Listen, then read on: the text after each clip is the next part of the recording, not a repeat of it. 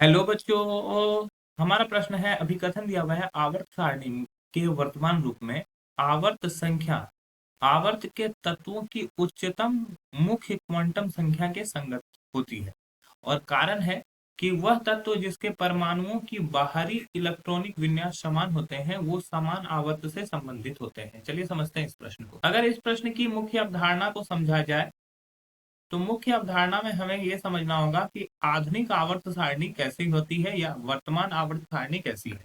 तो वर्तमान आवर्त सारणी में अगर बात करें तो कितने आवर्त होते हैं? 7 आवर्त होते हैं। ठीक है। उसके अलावा 18 वर्ग होते हैं। ठीक है।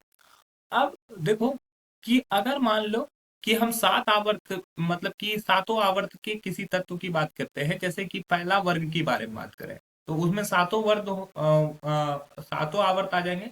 तो हाइड्रोजन, लिथियम, Na, के, आरबी, सीएस, एफआर, ये क्या है? ये सभी जो है ये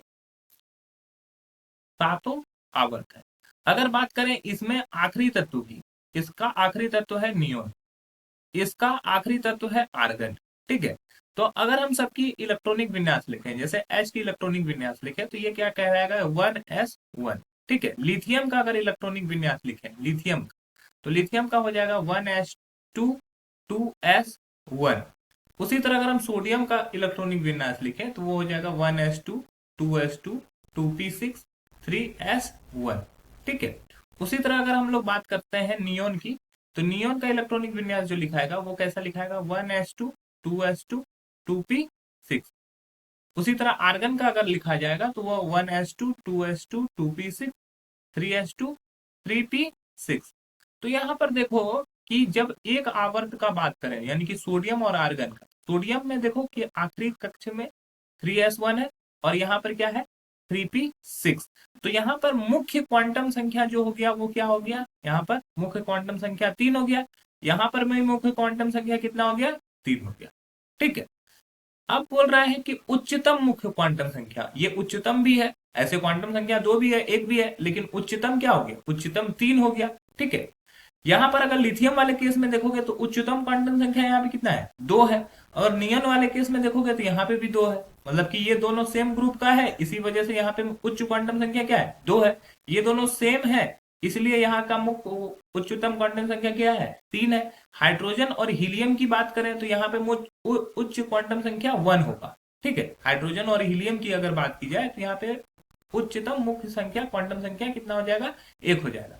तो यहाँ पे जो दिया हुआ है आवर्त सरणी के वर्तमान रूप में आवर्त संख्या जो होता है वो आवर्त के तत्वों की उच्चतम मुख्य क्वांटम संख्या के संगत होती है। ये बात बिल्कुल सही है, क्योंकि ये पहला पहला ग्रुप की बात करें, सॉरी पहला पीरियड की बात करें, पहले आवर्त की, तो पहला आवर्त में उच्च क्वांटम संख्या कितना थी? 1। दूसरे आवर्त की बात करें तो वहां पे उच्चतम क्वांटम संख्या कितनी है? 2। तीसरे आवर्त की बात करें तो वहां पे उच्चतम क्वांटम संख्या कितनी है? 3। तो ये बिल्कुल सही दिया हुआ है।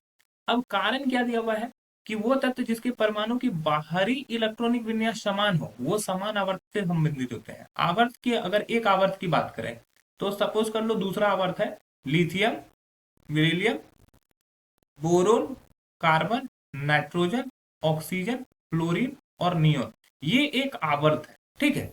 अगर इसका इलेक्ट्रॉनिक विन्यास देखेंगे तो ये हो गया 1s2 2s1।